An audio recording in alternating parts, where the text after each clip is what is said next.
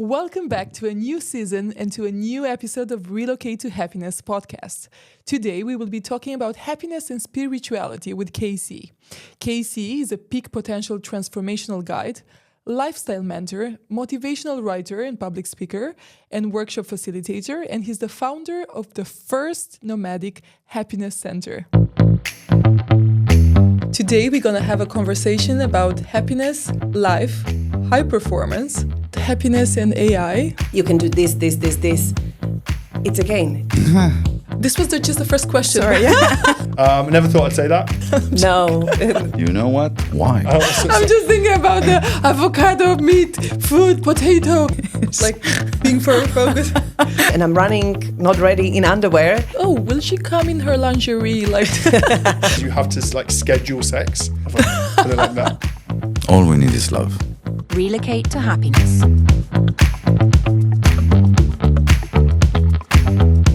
Oh my God! Welcome, KC. We made it. Yes, we did. We did it. It wasn't easy, but we actually made it possible. I'm super excited today, not only because you're my guest, but you're my guest of the new season. You're like on the first episode of the new season, so it's like double special. And I have to say that, you know what, I really want to share with you that it was hard for me to make it here today. You know, if usually it's like, it's not smooth, you know, but today I have something to tell you. Like I almost canceled like 2 hours before. I have a sick husband at home. I have the kids that like the neighbor will pick them up. And it was quite challenging. So I'm really looking forward to it. I think that we're gonna have a great one. But I have to say that I'm not taking it for granted today. Like I really made an effort to make it happen. And then I was like stuck in traffic. And so thank you for the few seconds before, you know, the breath work that we did together. And I already introduced you a bit to my listeners, but I want you to tell me more. It was just like a brief introduction. But first of all, I want to read something, because when I talked to you the first time, I was like, oh my God, there's so many things. You know, what am I going to talk about? Like this guy has a crazy story. And then I was like, I read the blog post, and I want to read something to you, and then we're going to talk about it. The deflated American dream was my life. My chef partner committed suicide on the opening night of our restaurant. The .com bust killed an approved and 75% funded resort development. And we were mere speed bumps in the Great Recession, losing 90% of our net worth. Massive stress, self-loathing, and depression. I needed to get re-inspired. In the shadow of my dark nights, the universe was calling with my calling. Would I slow down enough to listen? So, Casey, did you stop? Did you tell me a bit about that bumpy road, and tell me a bit about your path, and how did you find your spiritual awakening? Boy, I'll tell you. Look, it was anything but easy, and I now refer to it as a 40-year incubation. That I just kept pushing things back, but I had made a deal with my 22-year-old self, and I said, you know, if I ever wasn't happy doing something, that I would always try something new. So I kind of pre-built into my younger self this life learning journey of curiosity and openness to new experience, which very much informs where I'm at right now. But so what a self-fulfilling prophecy that all is, right? And so my whole adult life was a mixed medley of fight or flight. I was always regretting decisions I made yesterday and fearing the future. And since I've become a solopreneur, did a lot of small businesses on my own, real estate, restaurants, etc. I mistakenly thought, well, I'm not part of the rat race. I'm above all that. But in reality, it took me 20 years to realize that I had just created my own version of a rat race. So that you were not aware of. Correct. I had this sense of superiority, and yeah, I'm not crazy like those guys. But I always worked 60, 70 hours a week. And if that's not crazy, I don't know what is. But I was always chasing this false flag of financial security, which is a myth. My own extreme daily discomfort started weighing very heavily on my loved ones. And so somehow I ended up taking a job because my kids were coming to college and I needed to, have more stability than starting another new business. And so I got this great job running the North American division of an international manufacturing company. And we found our dream property, this mountaintop outside of Portland, Oregon, where we looked at the 100-mile view of the Cascade Mountains. It was just stunning, and it was the perfect place to create a wellness retreat. So lo and behold, we started attracting these yogis and meditators and different sacred indigenous ceremonies, cacao ceremonies, etc., music venues. But somehow things were still not aligned right. And ultimately, I realized I had three major misalignments in my life. My job I wasn't happy at. My marriage wasn't doing well. And then ultimately, I had some really unhealthy coping mechanisms. Most of my adult life, I was, I'll speak to a European crowd, 22, 25 kilos heavier than I am now. And I've regained my health, and that's all been enjoyable. But it created me when I went into this deep meditation that became my Jungian dark nights of the soul, where I had to face for the first time beyond my ego. And they often call it a form of ego death. But it's like the entire image of who I thought I was and what I had created, my whole life of everything and what it was, got shattered into a million pieces. And it wasn't that's there so strong. anymore. It wasn't there anymore. But it freed me up and gave me the courage to create a healthier path forward, which I now call my present path to present purpose.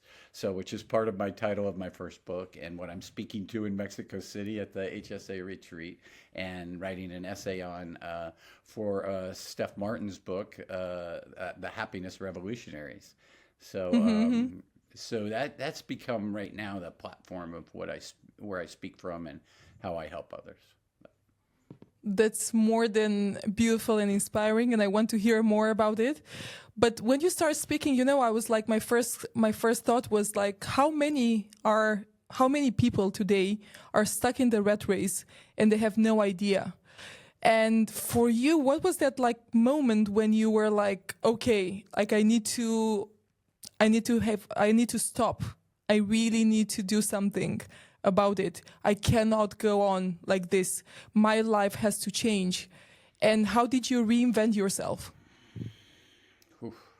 So much there, so many years of development in that process. Well, I'll say this, the one epiphany revelation was when struggling with my ex-wife now, we had these deep, just soulful shares of openness with each other of what we wanted, what was missing in our lives.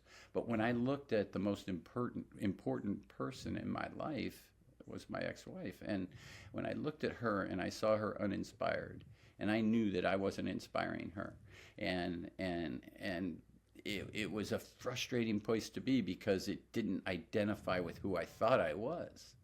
And so it led to this rebirth, if you will. So once everything was shattered and gone away, and all the negative samskaras in Hindu Sanskrit terms were not completely released, but very much identified and realizing that those were the things that were holding me back. Once I said, no more, I'm not going to live held prisoner to the past. And I wanted to create this path forward of purpose. So I hope that answered your question. It does, but I think it takes I think you should give more credit to yourself because it takes a lot of courage. You really have to, have the balls to do that kind of. And I'm going back to, how many people they're like, yeah, okay, 9 to 5, we're going to work, then we come back home, we have like another fight with the wife, and then we just go on and on and on. But they just don't do anything about changing it. So to say, this is enough, I'm done, you need a lot of courage. I hope I'm not making you cry. Oh, I cry at the drop of a hat. So it's I'm not crying now because I'm getting better at I heard this one woman talk on a writer's boot camp. Her name is Linda Levin, and she publishes with Hay House, and she has a very inspiring story. And I don't think this is hers, but I heard it from her. And the expression was, you have to learn to write and speak from the scar, not from the wound. So while the wound is still open and raw, I can tell you that I spent a winter at a eco-spiritual retreat in Costa Rica last year, and this was the first time away from my ex in 30 plus years. And I can tell you in that 90-day period, I probably had 88 days of crying. There was a lot of tears, and it's not that I don't feel it.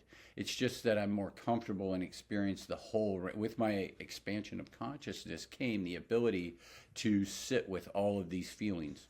As Tal Ben-Shahar teaches us, there are no bad feelings, there are only bad reactions and actions. So, and Luca, I want to speak to the numbers that you said. How many people are stuck in either the rat race or nihilism or victimhood, learned hopelessness, and the numbers are in.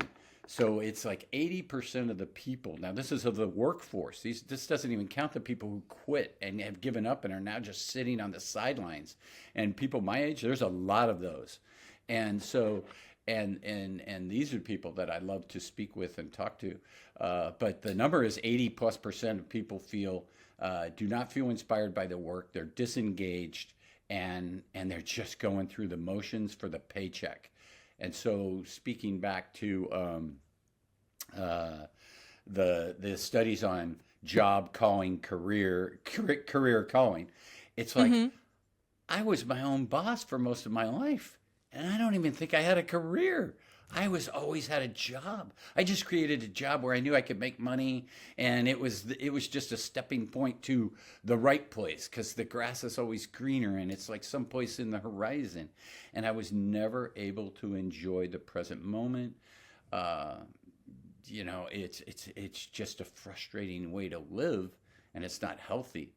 But to move into that space of spirituality where you are mindfully present and yet have a purpose is a beautiful place to get to. And I won't say I have anything. I don't have anything mastered, Luca, but I'm in a much better space than I was. You're on the way to. You're still on the journey. But going back, I think at the end of the day, we need to have like the awareness. I'm not happy. Then you need to have a mentor. You need to have the tools. You need to do something about it. And I think that the generation today, they're like much more into this, and they're like listening to themselves, much more self-aware. But the generation of my parents, for example, they would stay married for 50 years in an unhappy marriage, and they would just go on and on without thinking that something is wrong, And it doesn't have to be that way. I love some of the newer practices I've heard in relationships now that people are like saying, like, once every 5 years, let's have a renewal of our vows, and then you kind of take an assessment of where you're at and where you've come and where you want to be and what's holding us back. But it's such a healthy way to build and grow a relationship versus just enduring a relationship. So anyway, I got stuck at the first question. I will move forward. I told you I will ask you all the time all kind of stuff. But so you mentioned Tal Ben-Shahar now, so I want to to jump straight to this one. So I want to ask you, when did you meet him, and how did you meet him, and how did he change your life? You know, he changed the life of so many of us. So what did you know? Talking about mentors and people that they have like a great impact on our lives. So how, when, how? I would not be, Luca. I can easily say, and I have the wonderful privilege of having told Tal this. So when we were going through our divorce in August of 2023, Tal visited Vancouver, BC for the Positive Psychology Association, this biannual event. And I shed a tear on that day. But he saw me, and he saw the transformation in my weight and my healthiness, and that I was brighter eyed. And Yuval, the president of Happiness Studies Academy, looked at me and he goes, why is he having this reaction? I said, well, I've lost 45, 50 pounds, 22, 25 kilos. I'm healthier, happier, lighter, and I'm everything I am because of this man's commitment to helping make the world a happier place. So to answer you specifically, I met Tal in 2014 when he had the Whole Being Institute, which he created with two other amazing women, Megan McDonough and Maria Serra. And we had 2-week-long immersions in a year-long course. So that was my first certification in positive psychology. And we met at Kripalu, which is a meditation yoga retreat in Western Massachusetts, United States. And technically speaking, I met Tommy, Tal's wife, before I met Tal. and because I saw him speak, but she had flown with the kids overnight on a red eye, and we were standing next to each other. We ended up talking, and I was trying to let her go, and she was such a sweet soul that and I told her I had worked for a company based in Israel, and we just got off on this like half an hour conversation. I keep trying to gracefully let her go, and she just insisted on having this very mindful conversation, and it was a beautiful experience, and it informed me a lot about who Tal is. But so I went from there to his positive psychology coaching shortly thereafter, and then several of my friends from Whole Being Institute, my cohorts, said, have you heard about the Happiness Studies Academy? You have to go see what Tal's doing now. And so, yeah, I'm a devotee, I'm a follower. He's 10 years my junior, but he is very much my teacher. And I followed him to Happiness Studies, and the rest is amazing. So I guess hopefully that answers it. How did he change my life? I mean, I guess I explained that on the front end. He really... I embody all of his teachings. I joke and I say, Tal, I'm not your best academic student, but I'm your best embodied version, because I work through spiral elements every day. I start every day going through the spiral elements and having meditations and practices around that. So at the end of the day, it matters. You know, we have to apply. It doesn't mean the theory. It means like what you're doing in the day-to-day life, and how it improves your life. So I think you're one of the best students, if so. And Luca, I don't know if you've heard this before, but Tal actually did his thesis for one of his. He has 3 degrees from Harvard, right? And for one of his degrees, his thesis had to do with what they call Friday change versus Monday change. So Peter Drucker, who was a great organizational speaker and consultant of the 80s, 90s, early 2000s, and he described this Friday change as when somebody goes through a workshop from Wednesday through Friday, and on Friday they're all pumped up and they're ready to go, and they've learned all these new things. So it speaks to exactly what you just said. But the reality was the only ones who took the learnings, the teachings forward were the ones who started practicing differently on Monday.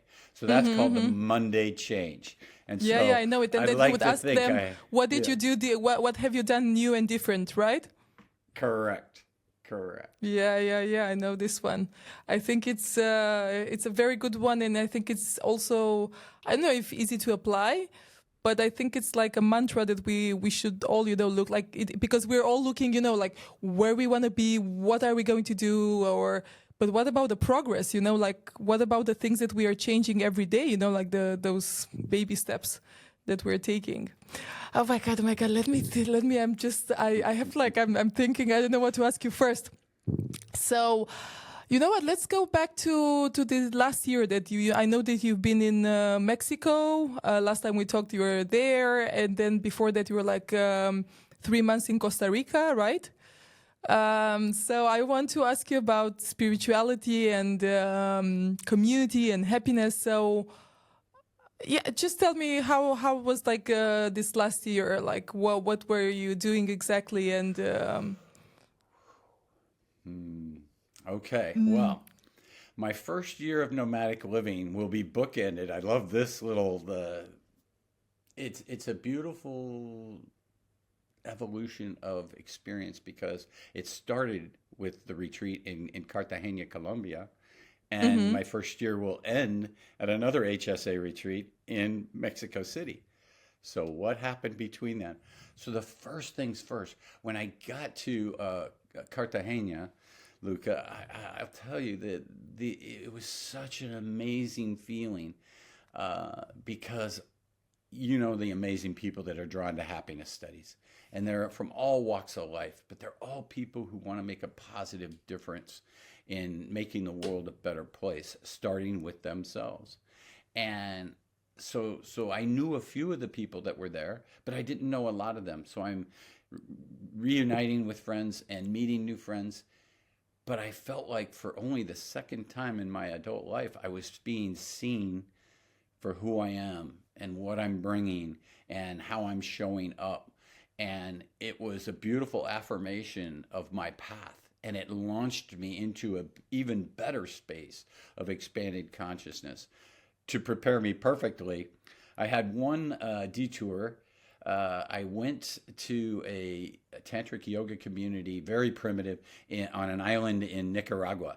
And it was a beautiful space. It was supposed to be the sunny season, and somehow it rained 10 out of 12 days. And I'm I just have a backpack with a couple pairs of pants, several shorts, and a few shirts. And I couldn't keep anything dry, and I was miserable, and the mosquitoes were killing my legs, and blah, blah, blah. And I hate mosquitoes too, so. Yeah, and I had to leave there. I got along with everyone there. I clashed a little bit with the owner, and I'll leave that for another time and another dimension. But it made me. I wanted to leave, so I did leave. And the place I was supposed to go to had a death in their family, a different spiritual community, and they weren't taking any newcomers at the time. So I had to scramble. And I had remembered hearing about this place called Pachamama. And I went to in Costa Rica. Yes, and that was in the upper Nicoyan Peninsula of Costa Rica. And I went there, and this was founded by a group of Osho followers. But it's a very non-denominational, spiritually open space for personal growth and healing.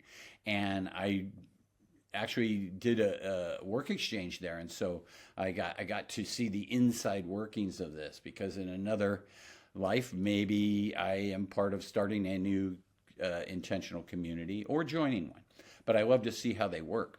And while I was there, I did yoga teacher training. I did workshops in Tantra, in the Zen-based Satori practice, which they call Who Is In. And it's where you're literally just looking and asking yourself who is in. So you switch to this third-party kind of spiritual out-of-body observer of yourself. And realizing that you are not yourself. And then we did that for 4 days. And it was pretty intense. And then you were like, oh my God, I can't have a mirror in my room. Like, take away the mirror. Yes. But it's interesting. What happened to me during those 3 months is that at first I felt like, oh, am I too old for this? Because there was a lot of like 20 to 35-year-old Euros that were there. But they were very enlightened humans, very enlightened souls. And I found it easy to communicate with them, but only after I reminded myself I was there for inward expansion and growth. And so I turned myself inward, and then I say Pachamama opened up to me, and it was one of the most beautiful experiences, and proven by the fact that I'm going back there this year. Really? Before, after Mexico? Right after Mexico, I fly from Right Mexico after City to there, and but I'll just say a couple other things along the way. I meet this crazy young Austrian couple, and they said, "Where are you going next?" And I said, "I don't know." And they said, "Well, I'll tell you where you're going in March. You're going to Tribal Gathering." And what's that? So I go to Tribal Gathering on the coast of Panama for 2 weeks, and I volunteered there, and it was a place that I describe as ancient wisdom meets enlightened action, with a crazy mix of pirate anarchy and hippie hedonism. It was just a mixed bag of a lot of stuff, but it was a Listen, great I'm experience. listening to you. I would be so afraid, I was like, I have to trust these people. Like, I don't know, I wouldn't get in there. It's like, it just sounds so spooky to me. You have to convince me and the listeners that there was like a real spirituality coming out of there. It just like sounds so mystic and so ancient, and I don't know. I would really be scared. Like, you really have to be super open-minded, and you really have to trust, like, to let those people lead you, how you said, because I think it can also harm you, if you're doing the wrong things or with the wrong people, or so how did you find that balance between actually letting them do their job, if I could say that, and how did you know that you find the right communities? No judging, huh? Well, that's a brilliant question, because the truth is I had to stumble a couple more times there, because they had round the clock bar open, DJs going away from the Tribal Gathering where the ancient wisdom was, and so it was a weird paradox, a weird dichotomy of energy, and for a while I succumbed to the just craziness of it. But I recovered from that, and it was kind of like the way I look at it now as I reframe it using the framing skills. I look at it as that was my last trial of I had to go through that to exercise the rest of my demons, and focus on being coming from a place of higher frequency and being the light that is shining and showing people a happier, healthier path forward. But I will tell you, at the end, and I don't know how these things all mix. Now, I was also a volunteer lifeguard, so I was doing this healthy lifeguarding thing in the day. What other talents you have more? Tell me, like lifeguard. It was just fun. A But man at of the many end- talents.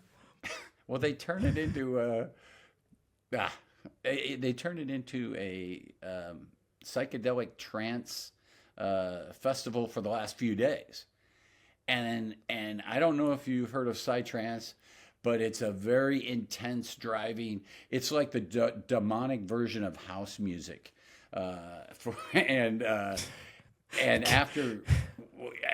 We got nervous, and there was a group of us. I had found this group. We had about 12 to 20 people out of, say, 400 that there was some great spiritual growth, intellectual sciences going on. There was a lot of really neat stuff happening, and we all looked at each other after the first night of psytrance dancing, and we said, "Let's get out of here." Let's run for our lives. So we Let's went to save Pat. ourselves. Yes. So, Wow. so anyway, from there I went up. I'll keep moving through the year as quickly as possible. So I went up to Guatemala. I was going to do Spanish immersion, and so I was going to go enter a class.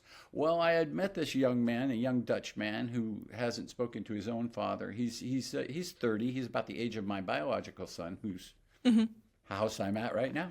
But he asked me to be a spiritual father. And I said, "Well, what does that mean, Dennis?" And he said, "We'll make it up as we go along." And so I get in. I'm about ready to sign up for this Spanish immersion program.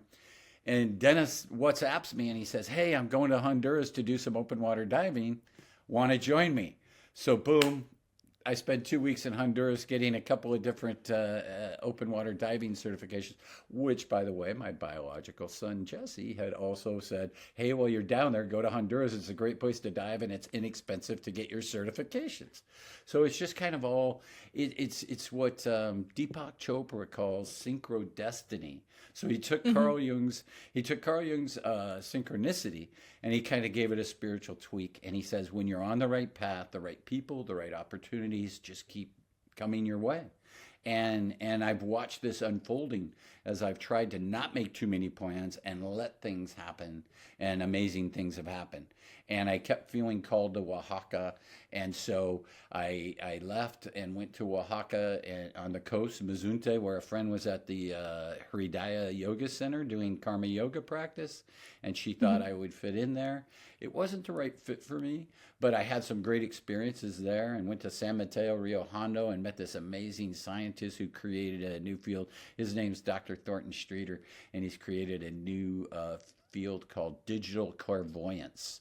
And so he in his What lab does he in well, they created a camera, and I don't know enough to talk about it intelligently, but he lived in the Osho community in India called Pune, and through that group, he got a lab created at the MIT of India, and so they've worked for years doing this, and they created this digital camera that basically reads auras and energy. And it's still in its embryonic stages, but I'm fascinated, and I had just a great 24 hours with Doc Streeter. We were kind of But BFFs. we joined at the hip. What's that? BFF, like best buddy, like best friends Yes, forever. yes. You begin. Yes, and then I ended up in Oaxaca City, and I did some more volunteerism there, and I got involved with there's a group called the Oaxaca Learning Center, and they serve the underprivileged students, which unfortunately are the majority, but 14 to 22 years old. And I got to work with they had presented an opportunity for me to create a workshop. And I created a workshop for these 18 to 20-year-old scholarship winners. And so they were the best of the brightest and the most driven. And I created a workshop called Create the Life You Dare to Imagine. And I so like it's a twist. that. It's a twist on an old Thoreau expression and quote. But anyway, it was just such a great experience overall. And I stayed with this woman on her eco preserve where she had created her own temescal, which is a mud sweat lodge. And and I was looking up at a UNESCO site, which is called Monte Alban. And it's a Zapotec, the Cloud People. It's a Zapotec ancient ruins with pyramids right on the top of a mountain, and I could see them from where I lived. And I went up there and spent an afternoon too. So it's just been an amazing. I've told people I've lived 3 lifetimes in 1 year. And it's I'm listening to you, and this is what I'm thinking. It was exactly what was going through my mind. I have a few comments about it. I have many comments, but I won't tell them. I'll tell them off the camera. No, Okay. first of all, I think that you should come to Portugal because there are a lot of spiritual people here, and I think that you would find I think that you're gonna like it here. Second of all, I think you should definitely speed up with the book. I think that you should write all these stories as fast as you like you just record yourself and write it in a book, because I don't think that people, like in 3 lives they live what you lived in this last year. And this is what this is why I ask you, because we start talking about it and it's super interesting. And I know that each location is like a book itself, and it's a story itself, and it's a journey, and it's like seriously, like you're talking, and I'm like, whoa, it's sounding unbelievable, like insane. But so I want to go back to the question though. So after all this year, what is spirituality for you, and how did it influence your happiness?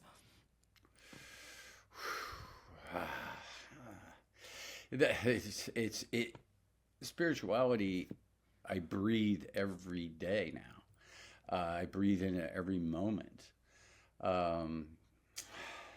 The first thing I'd have to comment on are Tall's 2 principles. are of living mindfully and having purpose. Those are his two spiritual purposes, and those inform almost everything that I do. And so and what does that mean to me? It's I think of Einstein saying, there's two ways to go through life. One is where nothing is a miracle, and the other way is where everything is a miracle. And One of my somehow favorite quotes ever. Seriously. And I got delivered to that, and I live it now, and it's just a beautiful way to think, breathe, act, and it also informs my journey of going from seeker to seer, where you start seeing things and you see the beautiful genius of the universe unfolding. I like before that. you. Seeker versus seer. How did you say? Yeah, and That's a new one. And there's a third, and then there's being. And once you get to being, you just are it. And I've been talking about this with some very deep thinkers, and so just like Tal, so it's amazing to me how many times I say, "Oh wow, what an epiphany," and then I realize, "Oh, Tal teaches that too." But it's basically an upward spiral. We'll always be seekers because we're curious. We're lifelong learners.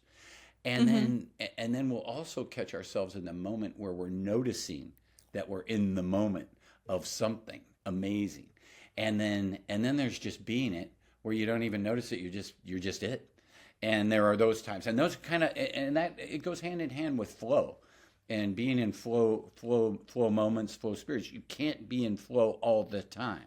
They've proven that. But there is a way to recycle, re-energize, and go back into flow. And that kind of describes my views on spirituality. I like to think in terms of Buddhist 3.0, as I like to call it now. But it's like reframing the all life is suffering to saying, but in every suffering moment, there's an opportunity to learn and grow from. And so I don't know who's saying this is, but the quote was, pain is inevitable. Suffering is an option. And how I brought that into a change in my life was I quit asking the question, which I spent many, many years asking, 30 plus years, why is this happening to me? Why is the universe working against me? To going to, why is this happening for me? What is the universe trying to teach me? What's my opportunity to grow here? And I think also sorry to interrupt you for a second. So I think when you change that mindset, and we're looking at what you mentioned before, you are attracting the right people, you're attracting the right opportunities. You're when you're looking at life differently. I swear to God, I don't believe in there's that book, The Secret, whatever. I don't really believe in that. I think it's a bit exaggerated and out of context. A lot of self-help books, they're out of context. But not out of context. They just have two big promises. But I think when you switch that, mindset, and when you're looking at you're really attracting good things happening to you. It happens to me all the time. I think, to me, and I was on the front end of The Secret. I was with a group of business types who, were like, oh, you got to see The Secret. You got to see The Secret. And yes, there's a lot of great stuff in it. But in my life, I switched, part of my creating this nomadic happiness center that I'm living, where I say I'm celebrating connections, community, and co-creation. So what does all that mean? It really is a matter of switching it from material accumulation to experiential accumulation, and switching the perspective from how do I grow me to how do I grow us, to becoming part of the organism of what we all are part of. And everything is interconnected and helping the others. Yeah. Yeah, I heard it from Wayne Dyer, and I don't know where he got it, but the expression was something along the lines of, when you change how you look at the world changes. The look of the world changes, something like that, and it's definitely the way it is. I also think of another Rumi quote. So Actually, I'm gonna throw two Rumi quotes out there. Yesterday, I thought I knew, so I was going to change the world, and today I'm wiser, so I'm going to change myself. And so in some ways, you got to take this inward journey to have more a better outward butterfly effect, if we will, to have a better impact on others around us. Again, a million questions that they go through my head, but you mentioned the center, and I really want to talk to you about it. Yeah. I think I'm getting ADHD. I already have it. I was not tested, but I have a feeling that, or I don't know, I will just, talking about reframing, I will just say that I'm very creative and that my mind is making so many connections that I'm thinking, my next question is regarding your center. And what is your superpower? Superpowers, I would say. How do you help people? How people can contact you? Well, the irony is I ended up just starting helping people because people would get sent to me. I still don't even have any of my platforms.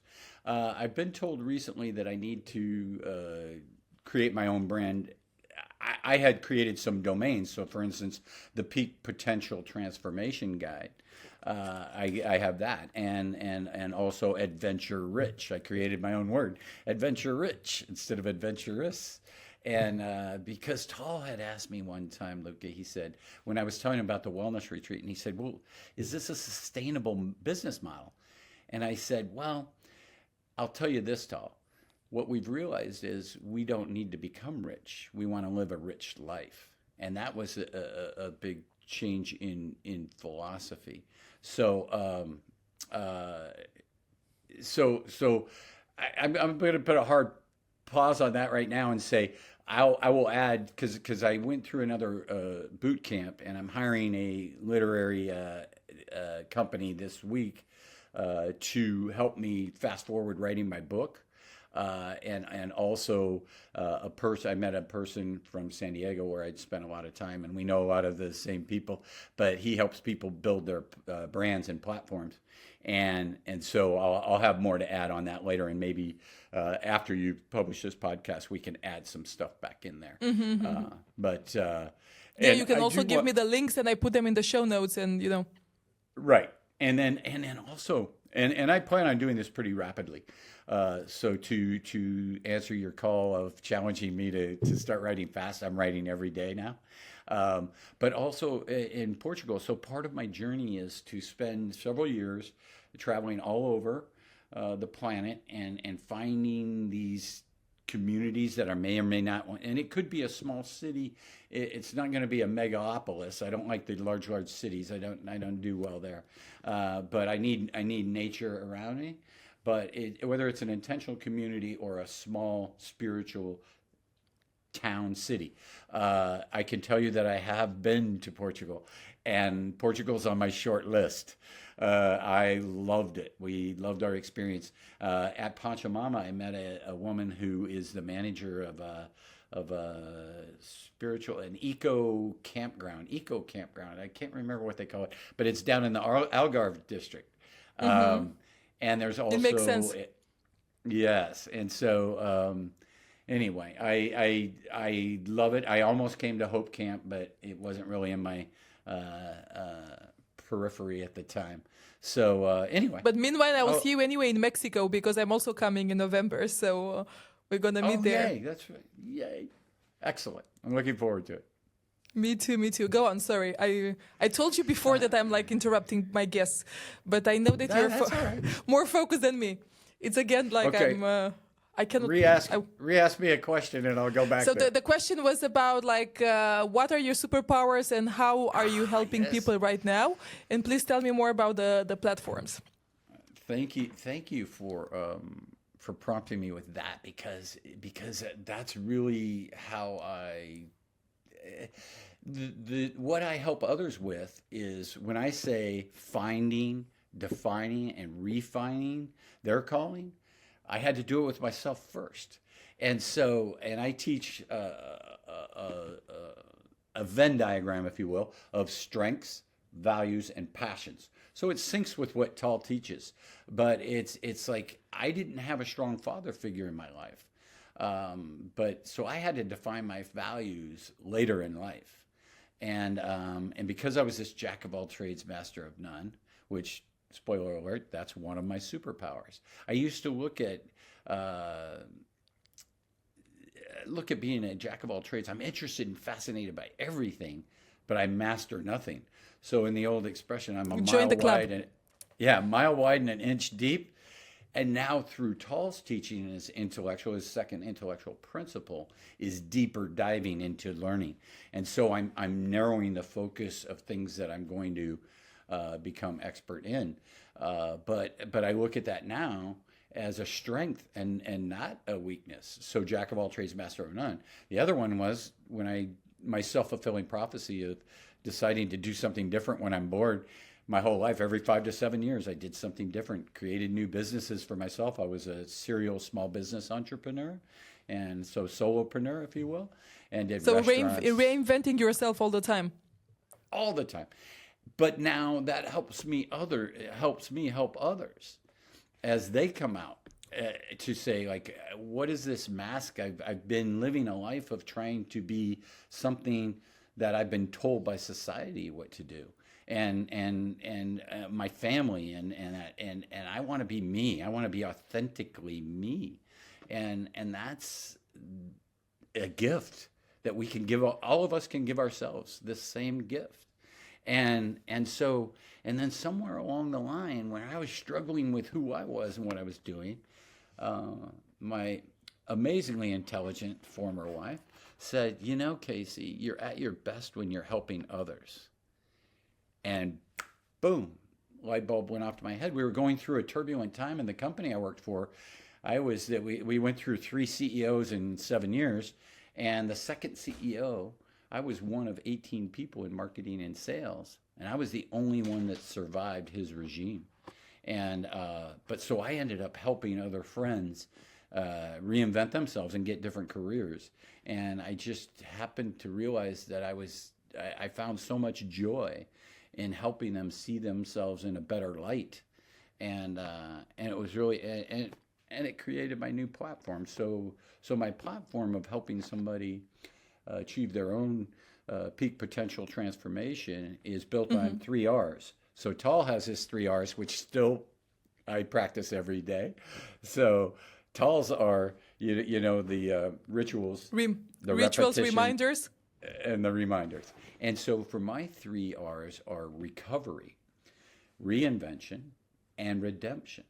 So what does that mean? So recovery is really from societal conditioning, from living the life that everyone else told us we needed to live through our education process, through our families, through their multi-generational repetition of doing what they were told to do.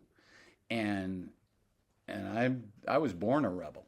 And it's like so helping others recover from rebalance from societal conditioning to step into their authentic self, but they have to find and refine what their authentic self is, and that's the reinvention part, and that's the working with the strengths and the values and the passions. And so when you wake up every day, it's the old expression, do something you love and you'll never work a day in your life. It's it's So not true. 100% true, but it is a truism. And then the redemption is like, if you wake up like I did a few years ago at 50 and saying, oh my God, what have I done with my life? And is it too late to do something more meaningful? And that inspired me. The revelation inspired me to say, I've got to live differently, because I want to make a difference, and I want to be remembered differently. One of the harsh realizations of that epiphanous moment came when someone said, a friend of ours died, and 500 people came to his funeral. I mean, it was standing room only, people pouring out. And this person was loved in our hometown, and they had 5-generation business that everybody loved to go to. It's just a little simple hamburger stand, but it was everybody's. It was part of a heart of our town, and It I happened the just same had with to- my grandfather. The same thing, like hundreds and hundreds of people, and um, we didn't have enough place on the grave to put all the flowers. You know, they bring like these huge crowns of flowers, so we didn't have where to put it there. It was just like around. Yeah, I know what you mean. Yeah, and my deep reflection came in the form of, wow, okay, so if I died tomorrow, 48 people might say, oh, that's too bad. 24 would say, maybe I should go to his funeral.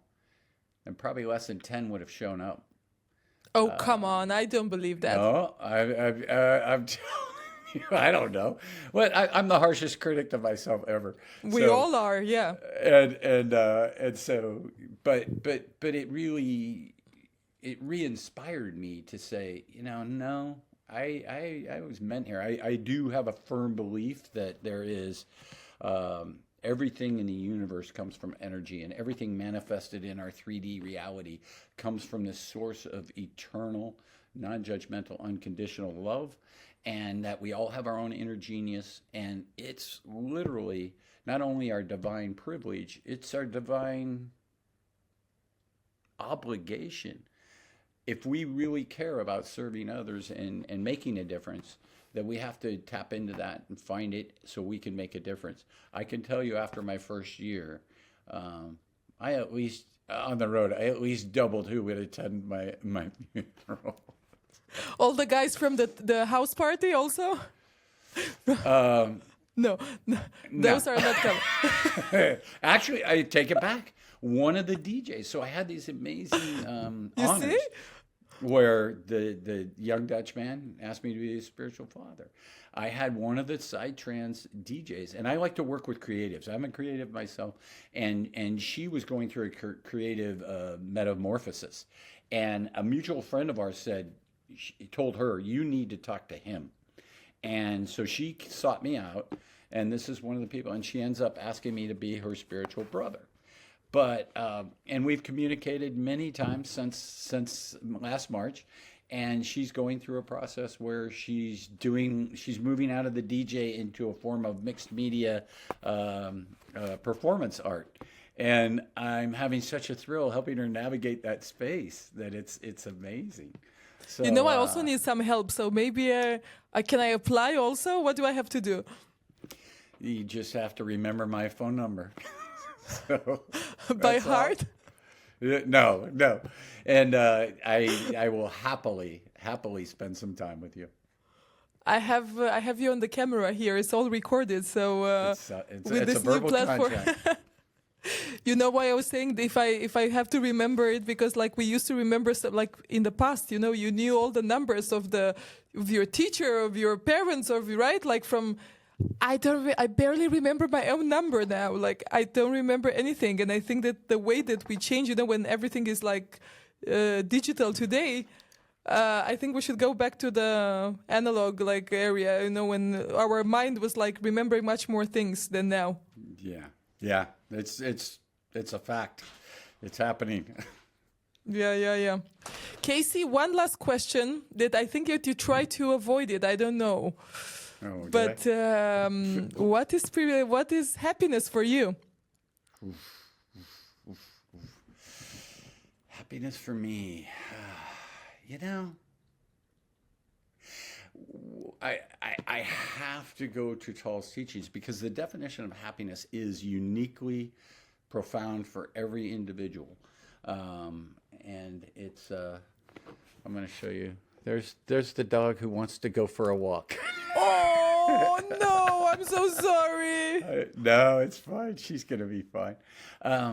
Give us 2 minutes. No. I really want to give some mindful attention to this answer because it's an important answer. The first thing to recognize that happiness is not a destination. It is it's not somewhere on the distant horizon or even the near horizon. It is living in the moment with a purpose, and not being fooled by I'll be happier the next raise I get or the next promotion I get, and all of those things that society teaches us we need to keep striving for. I'm a Tao cultivator, and so Wu Wei is part of the philosophy of non-striving, it's called. And the best way to describe Wu Wei and its application in someone's life is that you are engaged with some goals, setting goals in the future, but you aren't attached to the outcome. And that thought, makes its way through several Eastern philosophies. And the reality is that if we don't try to predetermine, and this is something I had to let go of, the futile belief that we could control anything beyond ourselves is the mind F of how we live our lives. And so it's really a matter of, like Tall's teachings, it's working on all the spire elements. So the spiritual, physical, intellectual, relational, and emotional, and building upon those and rising the whole time. And it's a happier existence. It's not a destination of happiness. So and for me, it's best expressed for me, of course, I reclaim my physical health, but it really in the intellectual, the curiosity and openness to new experience is, I don't know how I could be a more a living embodiment of that than choosing a nomadic existence. But I try to do it slowly, where I'm staying longer in places so that so there's a term nomad, and now there's a new term called slowmad. And that's where you take advantage of the full length of your visa, you stay longer, and so you have more genuine experiences. You don't just rush from, this historic place to that cultural event to that, and just try to rush through it in 3 or 4 days and then move on to another city.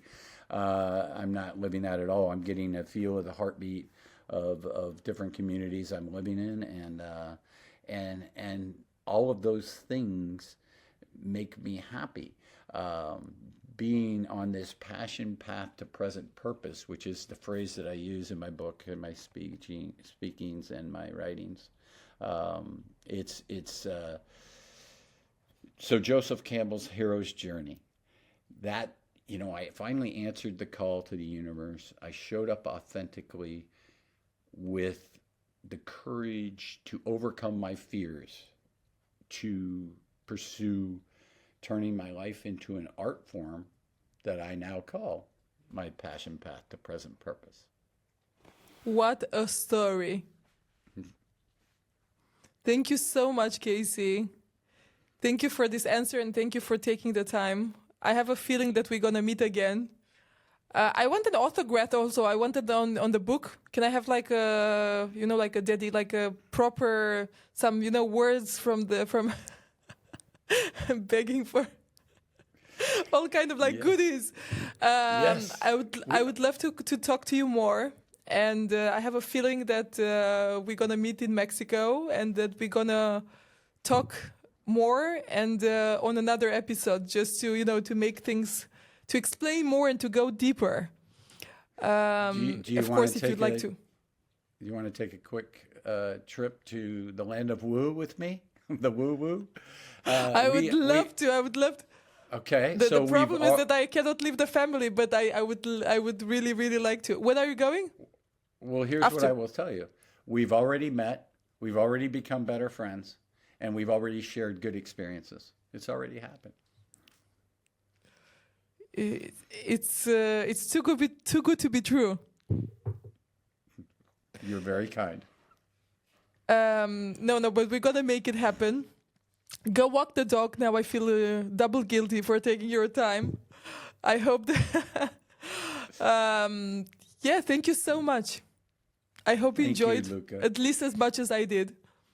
It has been a privilege and an honor. Thank you very much for inviting me, and continued success. I'm grateful that I got to be the first show in your second season. Continued success. Amen. Thank you. Thank you. Bye, Luca. Bye, Casey. Relocate to happiness.